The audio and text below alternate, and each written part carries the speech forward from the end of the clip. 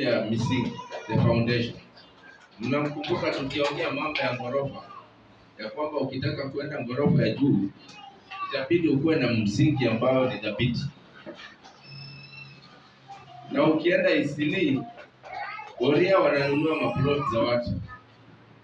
Ndugu yangu Mgambi alikuwa huko. Boria akikuja akinunua plot kama hiyo, anaamua kuibomoa hiyo nyumba yote, ili atengeneze msingi strong yenye itaenda kama ghorofa 10-20. So akinunua hiyo plot, anamuita Mkikuyu, anamwambia bomoa hii nyumba hii. Malipo yako ni hiyo plot na hiyo machuma. Amen. Ikishabomolewa anaanza kujenga msingi afresh. So na sisi pia kuna mafundisho tulipatiwa ya kunya maji, ya chumvi na vitu kama hizo. Na tumekuwa tukibomoa hizi vitu.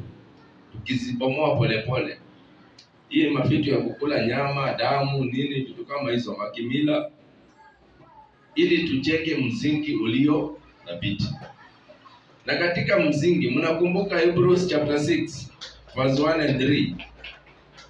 Tumekuwa tukijifundisha mambo kama 6 ambazo ni ya kiutoto ndani ya Kristo. Hallelujah. Amen. The first one has been repentance from dead works. Repentance from Tumeelezea what is repentance and what is dead works. The second one has been what? Last week tumezungumzia faith towards God, imani katika Bwana. Na ya tatu ni gani? Faith ni gani? Kuna mtu anakumbuka? Amfuatilie hizi maneno. Ya tatu ni the doctrine of baptism, mafundisho ya ubatizo ama ya maubatizo. Ya 4 ni laying on of, kuwekelewa mikono.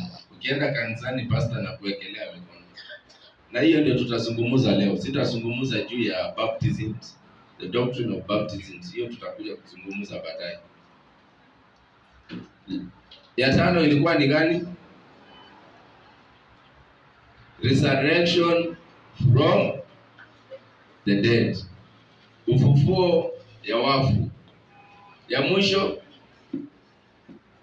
eternal judgment. Mmeshika? Repentance from dead works, faith towards God, doctrine of baptisms, laying on of hands, resurrection from the dead, and eternal. Hebrews chapter 6 verse 1 and 3.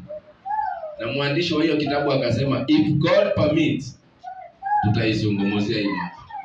Na Mungu leo ameturuhusu sisi tufanye nini? Tuizungumzie the doctrine of baptisms. Injili, hakuna wokovu ama injili bila hizo vitu. If you do not understand the repentance from death, faith towards God, the doctrine of baptisms, laying on of hands, resurrection from the dead, and eternal judgment, hujaokoka. You must clearly define and understand. Hata kama si kwa makupana, at least unaelewa hiyo mambo. Ukishaelewa hiyo, now umeokoka. There is no salvation without repentance. There is no salvation without faith in God. There is no salvation without obedience. Hallelujah. Tukazungumzia msingi, a wise man and a foolish man. A wise man is like a man who did what? Okay, in short form, alisikia neno, akafanya nini? Akatii. Si kusikia tu, alisikia na akatii. But a foolish one anasikia na atii. So kuna watu wengi ni foolish kwa kanisa, they are foolish. Hallelujah. Without wasting time, we will go to the doctrine of laying on of hands, kuwekelewa mikono. Tuangalie hii mambo ya kuwekelewa mikono. Leo hii makanisa yote inaekelea watu mikono. Ama hata watu wa dunia wanaenda kwa mababu na kuwekelea mikono. Ukitaka kwenda Nairobi, nimekuwekelea mikono, enda. Kuna mchungaji alisema nilienda kufunguliwa ndio niende nifanye kazi ya Mungu. Tutasoma Acts 14:3. That can be your memory verse. Acts 14:3.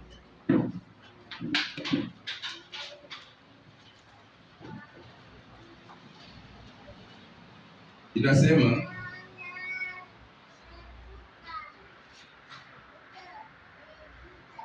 we can start from 1. Now it happened in Iconium that they went together to the synagogues of the Jews and spoke that a great multitude, both of the Jews and of the Greeks, believed. But the unbelieving Jews stirred up the Gentiles and poisoned their minds against the brethren. Therefore, they stayed there a long time, speaking boldly in the Lord, who was bearing witness to the word of his grace, granting signs and wonders to be done by their hands. Hallelujah.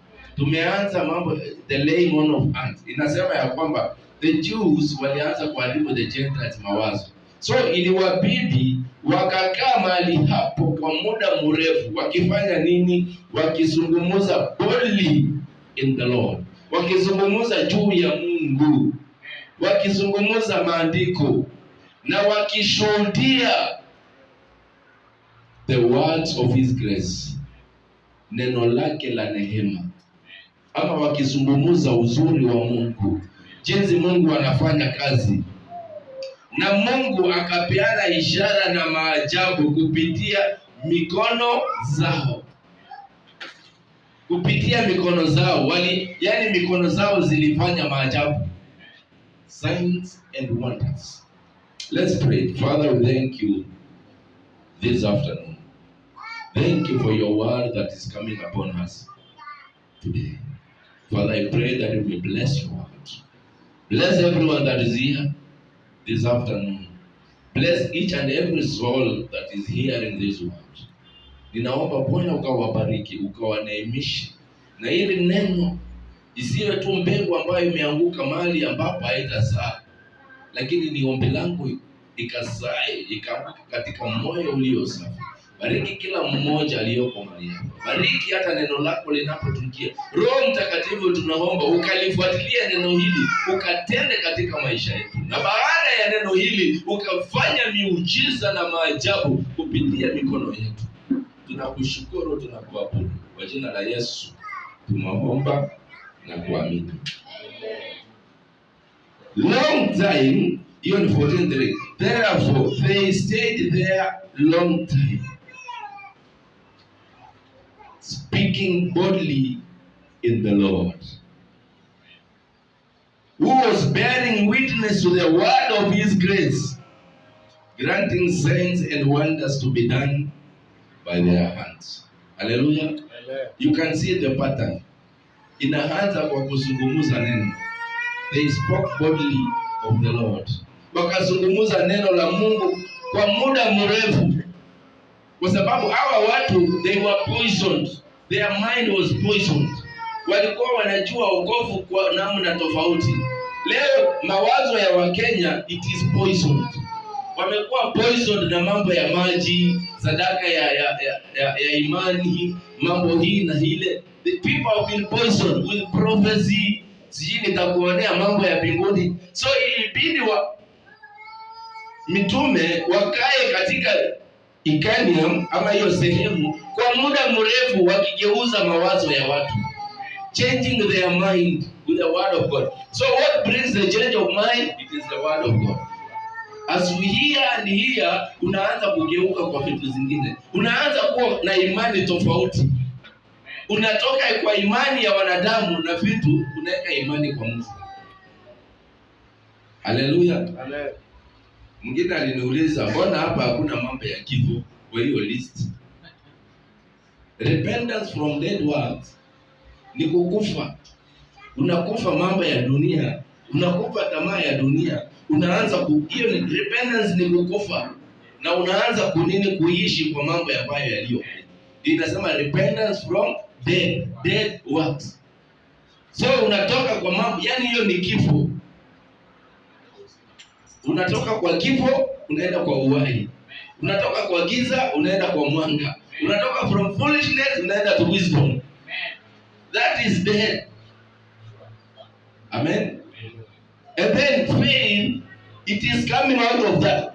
Sisi hatukufi physically. Tutaangalia next itakuwa the resurrection from the dead works. Resurrection iko mara 3. Na judgment pia iko mara 3. Tutaangalia tukiendelea. So death is part of salvation. Kuna vitu lazima ukufe. Na tukikuja the doctrine of baptism haitakupeleka mbinguni. Kuna watu wengi wameenda mbinguni. Hata ule mtu wakati Yesu alikuwa anasulubishwa hapo akikufa, mmoja wao alimwambia Yesu, nataka nikuwe na Yesu. Akamwambia leo hii utakuwa na mimi wapi? Mbinguni. So baptism si wokovu. Baptisms wengine wanaita immersion, ni kuingizwa kwa hiyo maji. Lakini kando na immersion ni kuwa united. So baptism ni ishara ya kwamba wewe umekufa na Kristo, umefufuka na Kristo. It is just a sign. It is a sign. Ni kama Wayahudi, kitambo ukikuwa mwanaume ulikuwa unatahiriwa. Ni kama sisi Waturkana, ukitaka kuwa mzee unang'olewa meno. It is just a sign. Ukienda Sudan kuna maalama kubwa hapa. Ukiangalia hii alama unajua huyu ameolewa, huyu ni mwanaume, huyu. Hiyo ni alama. Ukienda kwetu, kuna wakati nilienda huko kwetu. Nilipoenda usiku nimejua mambo ya maalama sana. Kumbe kuna wamama wakiolewa kuna ile chuma wanapanga hapa. Kuna shanga ina tofauti na kuna chuma. Sasa huyo ameoleka, kuna ule mwenye ako karibu anaoleka. So mimi tukienda huko nikashika mmoja hiyo chuma. Kushika nilikimbizwa. Nikakimbizwa, nimeshika kitu ambayo mtu hafai. So what happened? Nikaingia kwa gari nikajificha huko. Mama akaanza kuitana. Nimevunja kimila. Sasa mimi sijui science ya kwetu. Ilibidi driver akisha gari haraka tukatoroka. Kumbe kuna science ambazo zimewekwa ya kukusaidia. Amen. Baptism is one of them. Siongelee leo baptism, but it is important. Unaona, baptism ni ishara ya kwamba huyu mtu amegeuka, ndani yake kuna mageuzo imetendeka. Ndani yake kuna repentance imefanyika. Ndani yake ameamini Mungu. So wakati unakuja unabatizwa, inakuwa ishara kwa dunia yote. Huyu mtu amebatizwa, huyu mtu ameokoka, huyu mtu amemfuata Kristo. It is just but a sign. Jinsi utabatizwa tutazungumza next time. Wengine wanasema ulibatizwa kwa jina la Baba, la Mwana na Roho Mtakatifu. Ni wrong. Inafaa ubatizwe kwa jina la Yesu. Unafaa ubatizwe kwa jina gani? Unafaa ubatizwe kwa maji nyingi ama kwa chupa ya maji? Kuna wengine wanarukanga moto wakibatiza. Hizo maswali yote tutadiscuss next time. Leo acha tuzungumze about laying on of hands. Laying on of hands, baada ya mtu kuokoka ama kugeuka ndani yake na kupata ubatizo, one of the baptisms is the baptism of the Holy Spirit. Roho Mtakatifu ukishaokoka anakuja ndani yako, anakuindwell. Amen. As he indwells you, he will also be coming upon you for the purpose of ministry, ama the special assignment that he has given you. So as the Holy Spirit comes in you, wewe unaanza kuishi kama Roho Mtakatifu. Unaanza kuishi maisha ya Mungu. unaanza kudemonstrate nguvu ya Mungu ndani yako. Hata matamshi yako inaanza kugeuka. Mtu anasema bwana, huyo mtu siku hizi anakaa hivi, kumbe ni kugeuzwa. Paulo ama Saul alikuwa ni mtu mbaya, lakini wakati Roho wa Mungu alikuja ndani yake akawa mtu tofauti. Peter tunaona huyo ni mtu alikuwa akimkana Kristo, hata simjui mara 3. Lakini wakati Roho wa Mungu aliwashukia, Peter ndiye alisimama akazungumza boldly. Hakuogopa kuuliwa. So wakati mtu anabatizwa ama wakati mtu anaingiwa na Roho Mtakatifu, maisha yake inaanza kuwa tofauti. Anaanza kufanya vitu kitofauti. So the doctrine of laying of hands, kwa hiyo list ni ya 4. It is the 4th. Amen. Na tukisema laying on of hands ni penye tu unaekelea mtu mkono. Unaekelea mtu mkono na miujiza inaweza tendeka. Tutaangalia hata in the Old Testament ama the New Testament, na tutaangalia laying on of hands ilianza in the book of Genesis. Si kitu imeanza saa hizi ama imeanza na hii kanisa zetu. But what is happening, kama kuna kitu ambayo Mungu hufanya, unakuanga na counterfeit pia. Shetani ni mmoja. Ukiona kuna shati nyeupe inauzwa 5,000 special clothes, China inatoa yake tu 500. So unaulizwa unataka Nokia ya 10,000 ama unataka ya 2,000? Na ukiangalia kwanza ya 2,000 iko na sauti kubwa, lakini haidumu. So katika hizi mafundisho yote, hata repentance, shetani ako na repentance yake. Anakuambia lia machozi nyingi, toa pesa, hiyo umetu. Faith iko pia aina nyingi, tumezungumza last week. Na baptism, shetani pia amekuja na zake. Anakuambia lazima uruke moto. All those things, there is counterfeit. And even in the laying on of hands, kuna counterfeit. Ndio Biblia inatuambia tusiwe wepesi wa kuwekelewa mikono. Amen. So hii laying on of hands, wakati unaekelewa mikono, wakati mwingi unafuatwa na maombi. Haikwangi tu kuwekelea mikono na inafuatwa na maombi ama prophecy over your life. Amen. So what is the purpose of laying on of hands? Or why do we lay on of hands? Amen. Laying on of hands, ukiangalia Biblia, especially Old Testament, ilikuwa inafanywa ili wa transfer authority ya Mungu kwa mtu ama baraka ya mtu kwa mtu. Amen. Mimi nikichukua mtoto na mwekelea mkono na mwambia Mungu atakuwa na wewe. Mungu hiyo sasa nina transfer baraka ya Mungu kwako. Na ukiona hata kwa Waturkana wazee wanafanyanga hivyo. Mwingine anakutembea mara tu na anakushika na kwambia enda. Kuna kitu itakushika.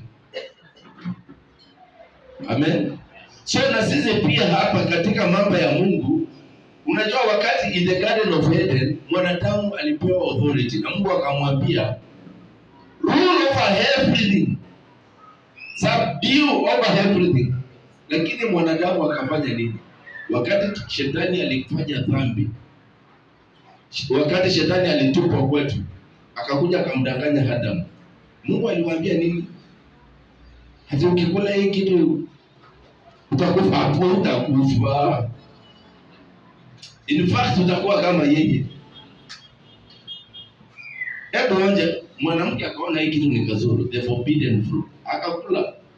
Na kukula akaona ni, akaambia mzee kula na wewe. The moment tulikula hizo vitu, we transferred our blessings, our authority to the devil. So the devil became powerful on us.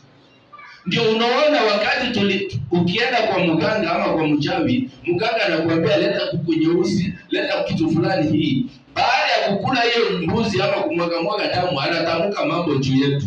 Anakuambia henda utafaulu, utakuwa MCA. Henda, hiyo interview utapita na unaenda unapita. Wakati mwingi unapita. What happened? We transferred our blessings to the devil. So the devil amekuwa na mamlaka juu yetu. Ndio unaona wachungaji wengi wanatoa authority and power from the devil. Kuna huyu jamaa ko I think ni Zambia ama wapi, ni mchawi mkubwa tajiri, anasema many pastors and preachers wanakujaga kwake kuchukua authority. Na kuna pastor mmoja alikaa bila kumpatia pesa yake kwa muda mrefu. Ilibidi huyo anaitwa Onkoku ama nani, kuna jina kama hiyo, alikuja kwa kanisa akaambia pastor, hujanilipa, rudisha nguvu yangu. Kuna kakita walikuwa amepewa aende yake kwa kanisa. Ndio unasikia makanisa nyingi leo hii. Kuna pastor I think Tanzania alipatikana saa 9 ya usiku ameenda kuchinja mbuzi. Kwenda kuchinja, ameambiwa na mganga, chinja kwa madhabahu hapo hivyo ikatwe, lakini na unatoa nguo, unakuwa uchi ukifanya. So wakati pastor ameenda hivyo ikashindikana, anajaribu kuchinja, ikafika asubuhi na uchi na mbuzi hajachinja. So where are we getting authority nowadays? From the devil. We gave our authority to the devil. Amen. And that is what is up. Ndio unaenda makanisa nyingi, unaenda wewe ndio unatolewa mapepo every Sunday. Na wewe ndio anakuambia mko wangapi? Mimi ni anti yake, nimetoka Kongo, nimekuja kuliua. Who is speaking? It is the same devil. Devils. Na devil hapa ndiye anamtoa. Enda fungua TV yako baada ya hapo, utaona hizo vitu. Ndio inafanya. Kuna mwingine tuma pesa, yaani ni mchezo, ni karata. What we did, we transferred our authority to the devil in the garden of Eden.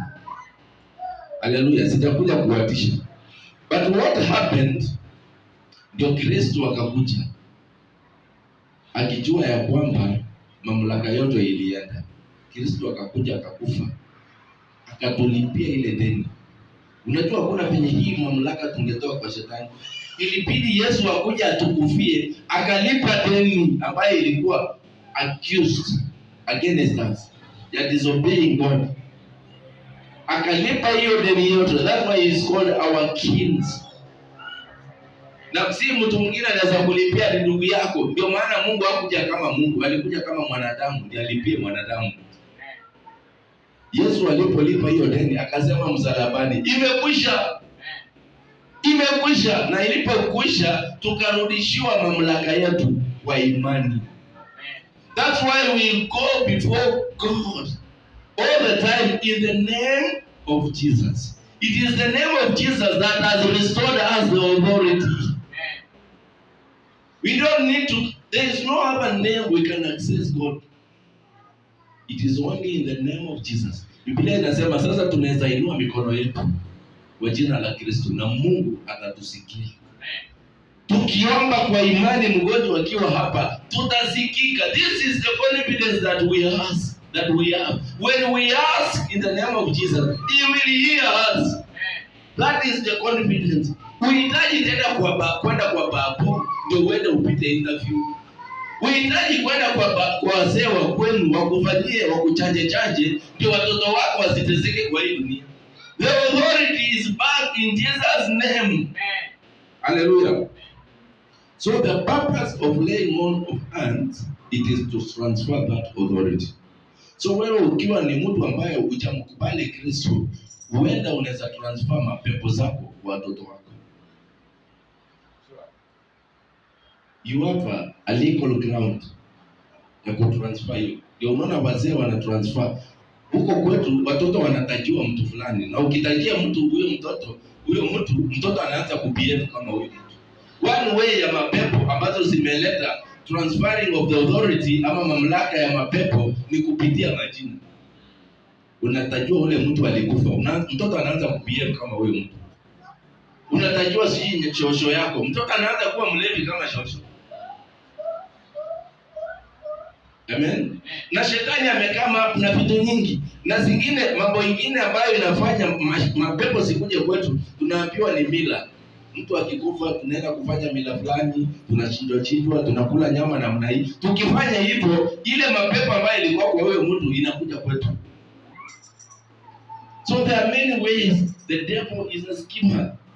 Ametutransfer hizo vitu, lakini walio wa Kristo ni kama mlima Sayuni. Hatutarudi kwa hizo vitu. I believe ndugu yangu anaelewa vizuri. Huko Western kuna mambo nyingi. Ukienda Turkana mambo ni nyingi. Na leo hii shetani ameleta mambo ya maji ili kutuweka in bondage. Mpaka usipokuja maji unasema nikimbieni kwa pastor mlete maji. Yaani umekuwa transferred na vitu zingine. Haleluya. So na sisi tulio katika Kristo pia we use the laying on of hands so that we can transfer the blessings of God. Unaona watu kama watoto wao hawana uwezo wa kuamua ama kudecide. Ndio unaona watoto wanaletonga to the temple of God to be dedicated. Unamwekea mikono. Ule mtu ambaye anamwekea mikono anafaa kuwe ameomba, ametakazika. Ni mtu ambaye ametubu, ako na imani kwa Mungu, amejazwa Roho Mtakatifu. Akijazwa Roho Mtakatifu naye anaweza peana upendo wa Mungu ama protection ya Mungu kwa watoto ama kwa wale wengine. So the laying on of hands, it is to transfer spiritual blessings and authority, godly authority over the life of the other. Hallelujah. At times it is a public confirmation that the Lord has already blessed this person, that the Lord has already anointed this person. Ukiangalia hata katika maandiko, tutarudi hapo, tunaangalia kwamba Mungu alimuita Daudi na akatuma mtu aende amuanoint, aende amwekelee mikono na mafuta. Amen. So it was a confirmation that the Lord has already blessed this person. Na ule mtu ambaye ametakasika na ako ndani ya Mungu atajua Mungu ameshamuita huyu mtu. Atakwambia Mungu ameniongelesha, ameniambia wewe utakuwa mwimbaji. Sasa mkuje tunamwambia wale viongozi. It is not just ati wewe unaweza kuwa mwimbaji kuja uimbe. Wewe unaweza kuwa hasha. Unajua watu wengi pia wanafanya hivyo out of mind. Lakini inafaa ni ule mtu ambaye yuko na Mungu. Mungu anamwambia huyo atakuwa mwimbaji. So enda mwekelee mikono. Na yeye atafanikiwa katika hiyo huduma. Amen. Pia kuwekelewa mikono ni ishara ya commitment to the public ama the special ministry ambayo Mungu amekuita. To display ama to show the people that huyu mtu ameitwa na Mungu na amekuwa amekubali kumtumikia Mungu. So unaulizwa before, then ukishakubali unakuja unaekewa mikono, una confirm ya kwamba nimekubali kufanya hii kazi. Ulazimishwe. Tufungue Genesis 48:14. Kitabu ya Mwanzo iko na mwanzo wa kila kitu. Ukitaka kujua the origin of all things, iko in the book of Genesis. The origin of life, the origin of death, the origin of sin, the origin of circumcision, the origin of covenant, the origin of everything. Laying on of hands. Genesis 48.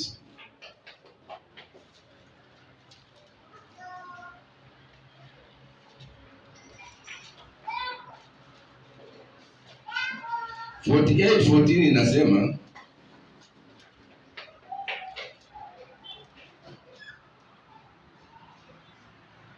when Israel stretched out his hand and laid it on Ephraim's head, who was the younger, and his left hand on Manasseh's head, guiding his hand knowingly, for Manasseh was the firstborn.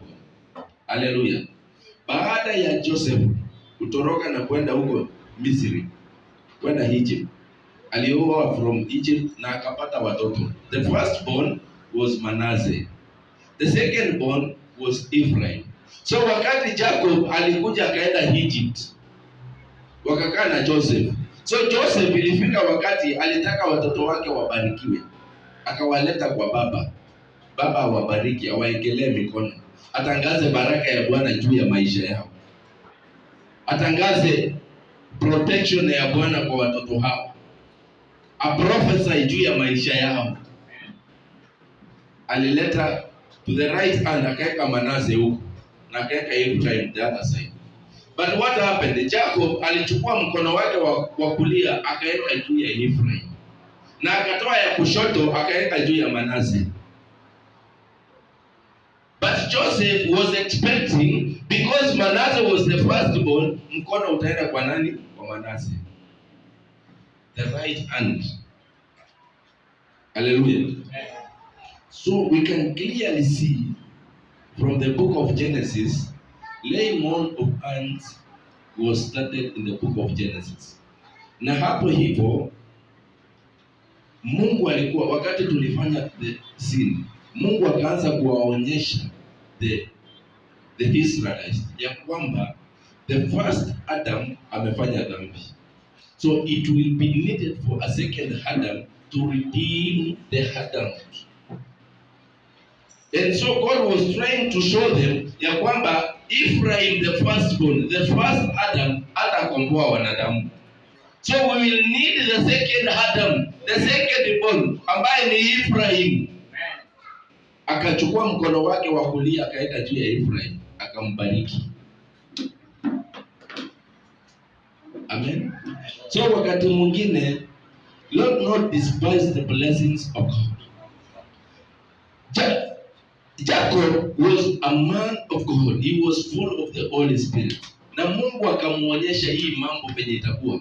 Roho wa Mungu alikuwa ndani yake. Si mtu ambaye aliamua tu kuweka hii ikuwe huko. Biblia inasema he stretched the hands knowingly. Knowingly. Amen. He guiding his hands knowingly. Alijua Manasseh ndio firstborn, lakini hakuweka mkono wa kulia kwa Manasseh. So hii mambo ya kuwekelea watu mikono hatufai kuweka unknowingly. Inafaa ukuwe guided by the Spirit of God. Ujue ni nani utamwekelea mikono na ni kwa kusudi gani unamwekelea mikono. Watu wengi wamewekelewa mikono unknowingly. Hata pastor anaenda kuwekelea mtu mkono, pastor sasa anakonjeka. Pepo ya huyo mtu inamuingia pastor. Tunapoekelea mikono tuna transfer, unaweza transfer baraka ya Mungu, ama ukiwa pastor huo na mapepo ukatransfer mapepo kwa watu. Na ama wale watu ambao unawaekelea wakatransfer mapepo kwako. Biblia inatuambia you have to know what you are doing. So shetani kwa kutumia ignorance ya watu ametransferia watu wengi mapepo pasipo watu kujua. Unaenda kanisa unaekelewa mikono, mapepo zinaekwa watu. So every Sunday wewe unakuwa unasema pastor wangu, unaanza kuabudu pastor badala ya kuabudu Mungu. Unaanza kutoa pesa yako ovyo ovyo bila kujua ya kwamba unatoa kwa sababu gani na unamtolea nani. Unaanza kuwa slave wa kanisa, slave wa pastor.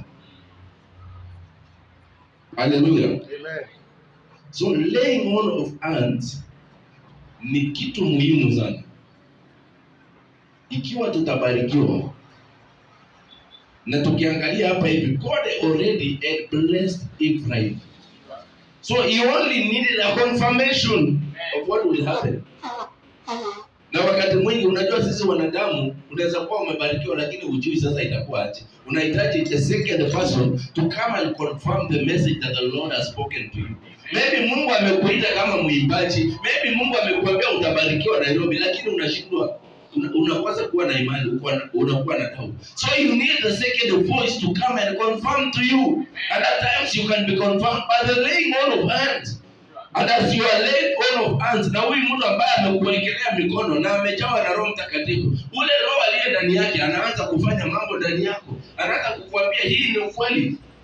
Hallelujah. Tusome Numbers 8:10. We are still in the Old Testament.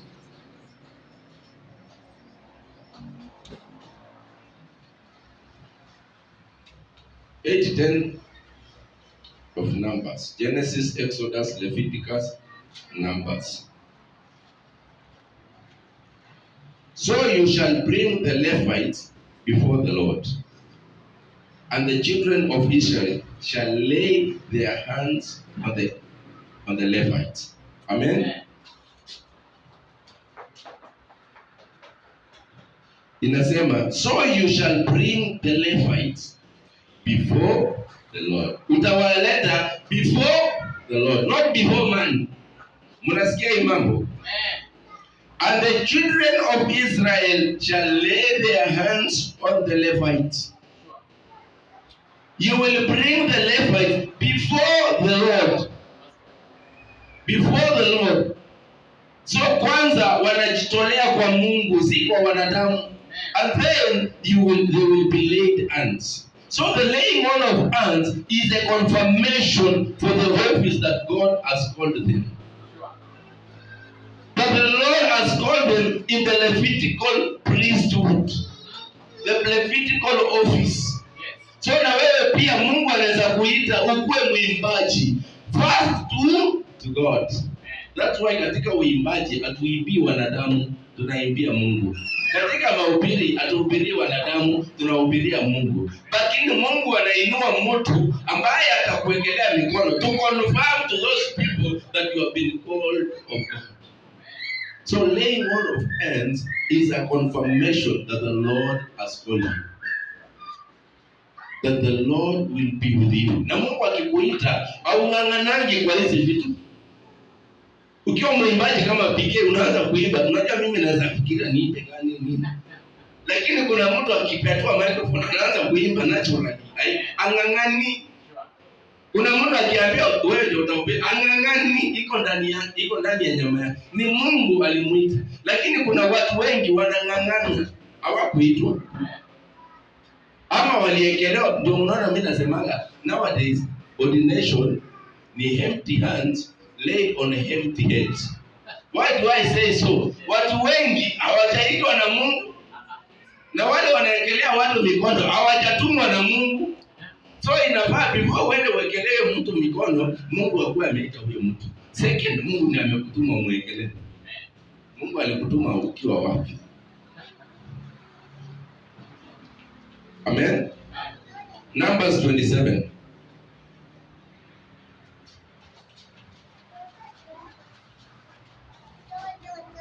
Sasa hapa Moses alikuwa anamaliza huduma yake. Na ilikuwa inabidi Mungu amuinue mtu ambaye atafanya kwa sehemu yake. He needed a Joshua. Numbers 27:18. Biblia inasema, and the Lord said to Moses, take Joshua the son of Nun with you, a man in whom is the Spirit, and lay your hands on him. Set him before Eleazar the priest and before the congregation, and inaugurate him in their sight. He shall stand before Eleazar the priest, who shall inquire before the Lord for him by the judgment of the Urim.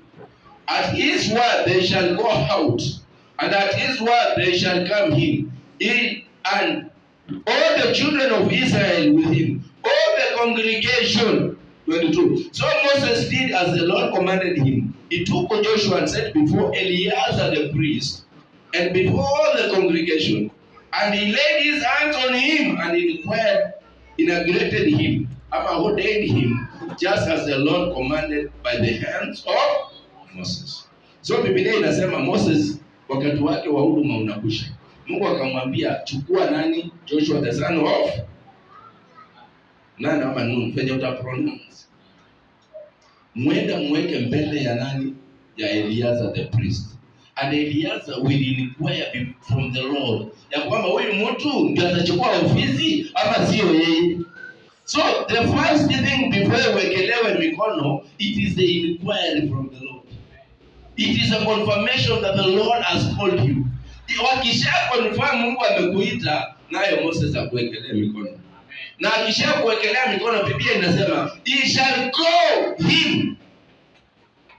21. He and all the children of Israel with him, all the congregation. At his word they shall go out. At his word they shall come in. Yani Mungu atakuwa amempatia mamlaka, atakonfirm by the laying on of hands. Itakuwa confirmation kwa watu wote, huyu ndio Mungu amemwita. Akisema tunaenda, watu wanaenda. Akisema tunakaa. At his word. Hallelujah. So laying on of hands is important. It is important. But what is important more is not even the laying on of hands. It is the confirmation of God. Tutaangalia kwa in the New Testament, wakati Yesu alikuja hakutumia mikono sana. Hakutumia mikono sana. But in the Old Testament, Mungu alikuwa anajaribu kuwaonyesha picha ya kwamba mimi nitakuwa naita watu, nitakuwa na ordain watu kwa hiyo ofisi, nitakuwa na gift watu. Ndio unaona kuna the gifts of the Holy Spirit. Leo hii kuna mtu anaweza simama hapa anaanza Mungu ameniambia tutaenda hivi, na ni Mungu amemgift. Hata tuwaekelee mikono, lakini roho akishuka watu wanaanza kuguza. Wengine wanakuwa na the gift of healing. You don't need to be laid on by pastor to get your gift. Tutaangalia the New Testament, but in the Old Testament Mungu alikuwa anaanza kwa. Unajua watu hao wanaelewa hata Mungu. Hata wajui Mungu anaoperate aje. So ilibidi kuleta kitu ili waanze kujua kumbe Mungu anaoperate. Kumbe Mungu anaweza tumia mwanadamu kuponya. Kumbe Mungu anaweza tumia mwanadamu kukuongoza. Kumbe Mungu anaweza tumia mwanadamu kubariki watu. Kumbe Mungu unaona sasa that it opened their mindset. Hallelujah. Deuteronomy 34:9. In the last verse in the Old Testament. Deuteronomy 34:9. Tunaambiwa now Joshua, sasa Joshua ameshaingia kwa ofisi. The son of Nun was full of the spirit of wisdom. For Moses had laid his hands on him, so that the children of Israel heeded him and did as the Lord had commanded Moses. Tukiangalia baptisms kuna kuanga God in us, God with us, and God on us. God on us ni ile ama God upon us. God upon us ni ile wakati Roho Mtakatifu anakuja juu yetu. Unajua wakati umeokoka, mchungaji amekuwa akifundisha hiyo.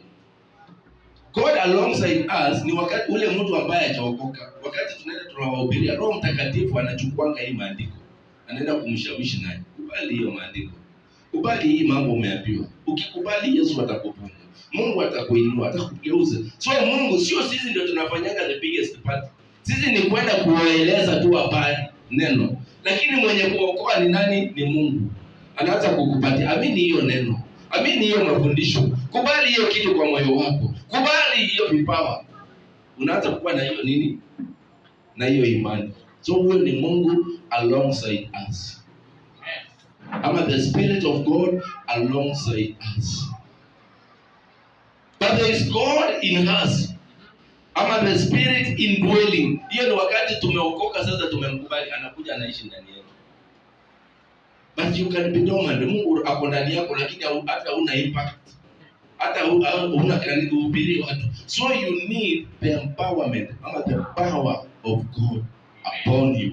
So that is called God upon us, ama the Spirit of God upon us. So wakati Mungu anakuja juu yako, anaanza kukuempower maybe kwa ministry, anakuempower kwa ulimi wako, unaanza kuimba. Ukiimba unaona watu wanatiririka, watu wanaanza kusifu na kuabudu. Ni Mungu amekuja juu yako. He has anointed you for the ministry. He has anointed your business. Unajua kuna watu leo hii ukiwaeka kwa biashara yako, wanaanza kuvutia watu wanaanza kuja kununua. Watu wanakuja wananunua, pesa inaingia cho unashinda. Na mwingine ukiweka watu wanaenda. Watu wanatoroka. So ni nini? Huyu ana anointing ya business. Na kuna mwingine kwa anointed anavutia watu. Ni ule Roho Mtakatifu aliyo juu yake. Mtu anakuja hapa akiangalia hii speaker ilitoka Thailand kama ni Israel. Anashindwa aangalie hii imeundwa Kenya. Anaona hii ni ya Israel na hii ni ya Kenya. Na kuna mwingine ukileta kitu ya China hapo hivyo, very good product. Anaona hii mic yenu ni mbaya. Yaani sasa inategemea na anointing of God. Ndio Biblia inasema hapa, wakati Moses alimwekea Yoshua mikono, the Spirit of God came upon him. And there was the spirit of wisdom in Joshua. So we also need to be laid on hands to receive the empowerment, to receive the anointing, the power of the Holy Spirit. upon. Mpaka ukikuja kuhubiri, unajua kuna mtu ukipatia hii maji, ile maji atatoa. Mtu anasiwata amejaa hii. Nani kumpatia maji? Hajaongea. Ameswata, ametetemeka. What he needs is the empowerment of the Holy Spirit. Hata sisi tukianza hatukuwa hivi. But as we grew and we stayed in God, the power came in us. And the power has helped us. Hata leo hii tunaweza ongea anywhere. Hata Uhuru hatumwogopi. Lakini ukiimba unaimba ukishikashika nguo, ukiangalia huko chini. What you need is the empowerment of the Holy Spirit. Hallelujah. The pastor alisema ukitaka mtu alale mpatie Bible. Kuna watu ukipewa Bible wanaanza. Hallelujah. So alipomwekelea mikono, the spirit of wisdom came upon him, so that the children of Israel heeded him and did as the Lord had commanded Moses. Unaweza kuwa uko na Roho Mtakatifu, uko na gift kubwa, lakini usipokuwa na empowerment, the power of God upon you, utafikia watu. Amen. Tuangalie Mark chapter 6. Tuangalie sasa the New Testament. Sasa imeenda. Mark chapter 6 verse 5. Mchungaji anafundisha Mark atafika hapo. Mark 6:5 inasema, now he could do no mighty work there, except that he laid his hands on the sick and on a few sick people and healed them. Biblia inasema katika hiyo kitabu hakufanya mambo makubwa katika mji huo, lakini aliekelea mikono wachache. Alipowaekelea mikono watu walipona. Do you know, if you have the empowerment of the Holy Spirit, wewe mwenyewe unaweza ekelea mgonjwa mkono akapona? Do you know that? Do you know that? You don't need to call me. Wewe ekelea mtu mkono na apone. What you need is the power of the Holy Spirit in you. Ukiekelea mtu mikono, it is the Spirit that worketh. It is the Spirit that healeth. It is not you. Wewe hauplay any role. Wewe ni kukubali tu utumike kama chombo cha kuponya watu. Luke 13 inasema, now when the sun was setting, tufungue Luke 13:13.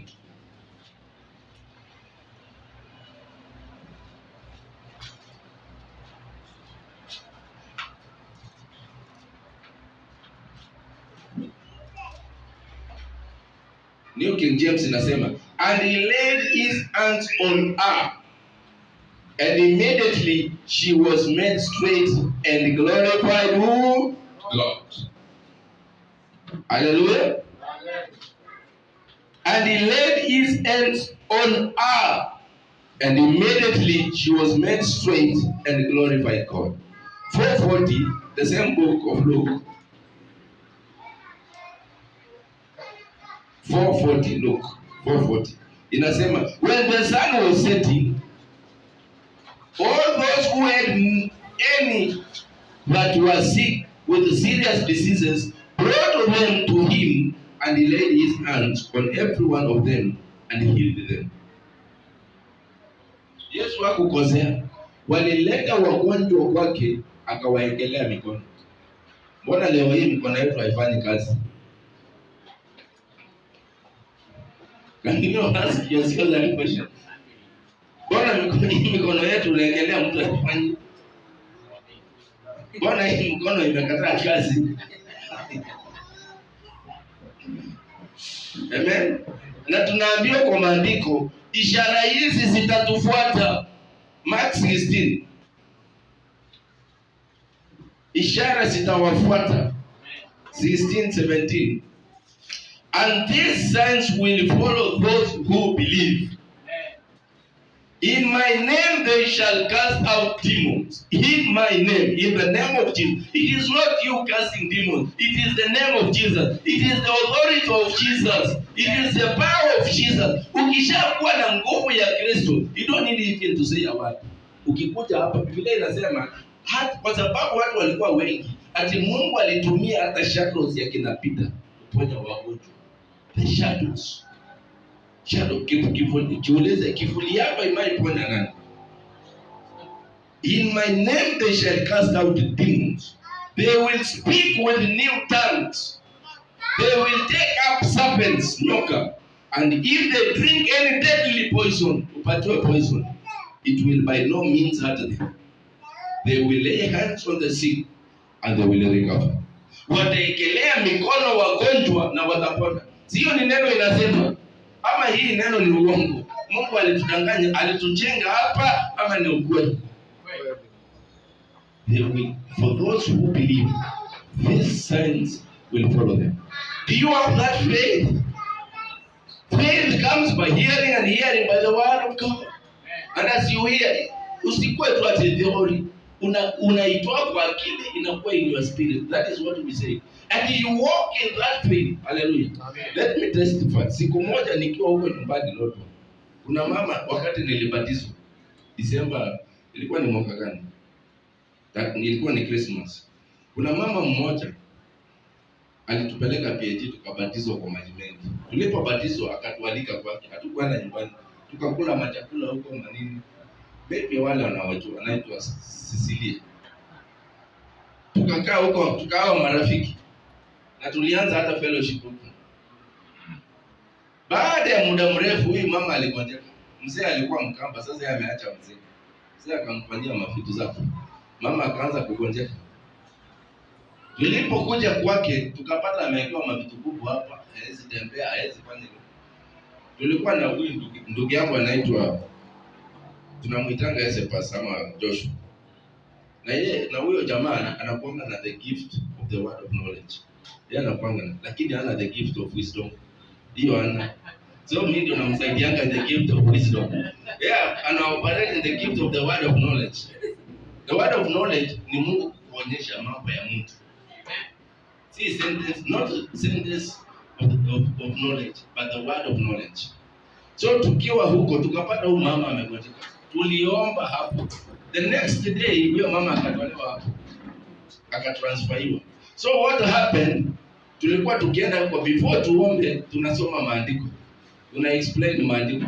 Na tukaanza, kanisa ikaanza hiyo ile. Ile siku hatukuji, tulienda kama 5 days. Saa 9. Tunasoma neno, watu wanasikia, na then tunaimba, tunaomba, tunaondoka. Na huyu ndugu yangu alikuwa na flow na hiyo the word of knowledge. Saa zingine kuna mtu wako hapa anamwambia, wewe kuna hasira. Mungu anasema tu. Naona hiyo. Lakini sasa yeye saa zingine anasema in public, anaibisha mtu. So you need also wisdom kujua jinsi utasema. Hallelujah. Huyu mama tulimwambia akaanza ku recover. She started to recover. Lakini baada ya siku kuondoka, tukaambiwa ametolewa, amepelekwa Nairobi. So hatungeweza kukutana, akakaa huko hospitali, sisi akaleta waombezi nini, finally alikufa. What am I trying to say? Siku moja tukiwa huko, tukifundishana maandiko, tukiomba na kuwasaidia hawa watu. Huko nyumbani nilikuwa nimeoa hiyo wakati.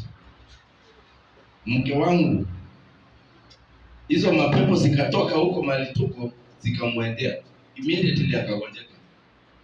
Immediately haezi amuka, haezi fanya nini. Ndio amelala hapo. Mimi tumefunga simu. So tukakuja tulikuwa na pastor mwingine hapo. Na huyo ndugu Joshua na mimi. Tukafika hapo Samuel karibu na nyumbani, huyo akaenda kuochi mpira yake. Pastor akaenda. So mimi nikaenda nyumbani. Kufika nyumbani nikaambiwa mama sasa ni mgonjwa, haezi simama, haezi fanya nini. Ameambia watu waende waambie ule pastor alikuanga kwake. Akuje wamuombee. Mimi sikutaka kusikia. What I did, nikaingia kwa nyumba, nikafunga mlango. Nikachukua dakika kidogo nikaomba na nikamwambia sasa huko unasimama, simama, enda oga, twende kwa huyo pastor. Instantly akaamka. Ugonjwa ukakwisha. I'm not trying to say this kuonyesha haiwezekani. Hii mambo yote inawezekana kwa Mungu. Kuna siku moja tukiwa huko maombi kwa ule, kuna watoto nililetewa ya pastor mwingine tunakaa na yeye, alikuwa anatusaidia kwa hii mambo ya Mungu. Akaniambia ombea watoto wangu wanaenda kesho interview. Nataka waende wafanikiwe kwa kubariki.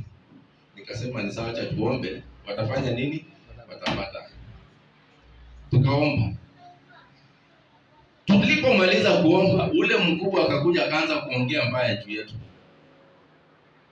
Hanyemo nini? Nikamwambia kwa sababu umeongea hivi, hata uende wapi, hata ufanye nini, wewe utachukuliwa. Wewe mwingine ndiye atachukuliwa. Mpaka leo hii acha nimwambie, huyu aliacha shule. Hajaimaliza shule. I'm sorry for that. But we need to be careful. And God has given us power. If you are in God, when you commit. Unaona Yesu wakati mwingi alikuwa kwa mlima akiomba. Alikuwa akifanya mambo ya Mungu, akiwa na fellowship na Mungu. Wakati alikuja kwa watu, Biblia inasema aliwaekea kipono. Aliwaekelea mikono, hata kuuliza jina yako ni nani. Hakuuliza nini. Hata mapepo ilipomuona ilikuwa inamwambia tuko na nini na wewe, wakati wetu hujafika. Mapepo yaliongea. Do you know why at flow in all these signs and wonders? Kwa sababu shetani ameleta, mchungaji amesema unbelief. But kando na unbelief, shetani ameleta dhambi ndani yetu. Ukiwa na dhambi utaflow kwa hizi vitu. Ndio unaona unaweza kuwa muombezi, ulikuwa mtu unaomba vizuri, unasema lakini siku hizi sijui ni nini imeniingia. Sijui ni kuwatch TV sana, sijui ni kutembea na shetani anakuondoa kwa hizo vitu, anakuleta vitu zingine za dunia. Unaanza kuconcentrate. Ukianza kuconcentrate, roho wa Mungu anakuwa dormant ndani yako. Ukianza kufanya dhambi, siku moja maybe umefanya dhambi ya kuiba, hiyo dhambi inaanza kukuhukumu. Roho wa Mungu hatafanya kazi ndani yako. That's why we have repentance. And when we repent, we commit ourselves to God in prayer. Let me tell you, ukisha commit kwa Mungu in prayer, na ujipeane kwa Mungu, you will do anything. For the Bible says, nothing is impossible. Amen. These signs shall follow them. Tutawaombea wagonjwa na watapona. Hallelujah. Amen. We will pray for them and they will be healed. Tunaangalia hapa hivi. In the New Testament, there are many records. Hata tukisoma Acts, unaweza soma the book of Acts, kuna mara nyingi walikuwa wakiwekelea watu mikono wanapona.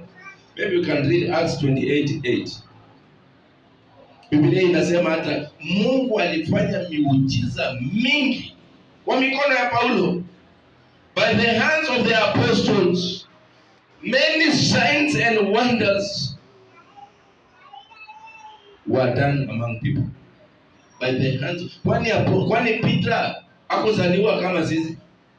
Kwani Peter hakukula kama sisi? Kwani Peter ako special aje kutuliko?